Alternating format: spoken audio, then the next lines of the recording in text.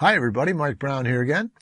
Welcome back to Educator.com's Adobe Photoshop Elements 11 Beginning and Intermediate course. We talked in the last couple of lessons about quick and guided edit, how to take your images out of Organizer, open them up into Elements Editor, and do some really instantaneous, if you will, quick or guided edits. Some of them even just one button clicks and it's done. Simple ways to take your images and improve them. If you're just looking to do only that, quick and guided, and a couple of little touches from the expert mode may be all that you need. But on the other hand, if you want to do professional level stuff, we can take it further. So this program goes both ways.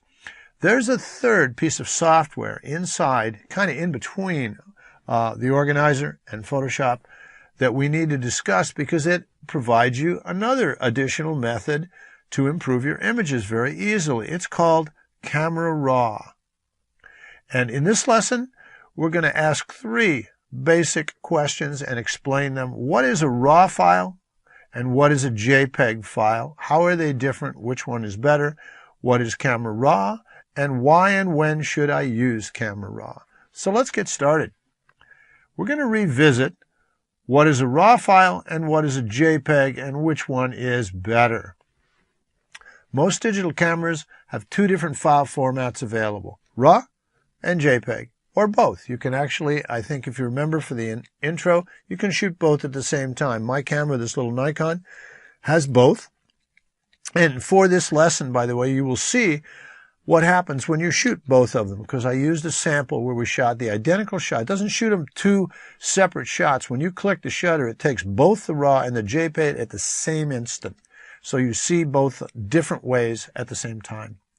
With a JPEG image, your camera automatically applies corrections to your image. It applies auto color correction, auto exposure correction, some sharpening, some contrast, and also some lens correction. So when you first open up the JPEG image, it already looks pretty good. It's been corrected a great deal. Now, if you're shooting as an amateur and you only want to do some limited corrections to your image, make them look better, and move them onto the web or to take prints, JPEGs are fine. And there's nothing wrong with a JPEG, even for the more professional level, with a couple of exceptions. JPEG images have a narrower range of exposure than a RAW file, so there's less recoverable detail in the shadows and highlights. This is rather important if you're shooting professional quality imagery and you want to make sure that you don't have blown out highlights or blocked up shadows. That's where the RAW file comes in right there. JPEGs have a little narrower range. So even though it has corrections applied, you may lose detail in the highs and the lows. Secondly, JPEG is a lossy compression format, which means it throws away some data when compressing the image. And the reason for that's why I can compress it into a small space. It has to get rid of some pixels. And when you open the image back up, the computer tries to restore all of the areas where it threw things away. And sometimes it just plain misses because a lot of the spots it has to interpolate from the areas around because it threw away a pixel and it doesn't know what to put there.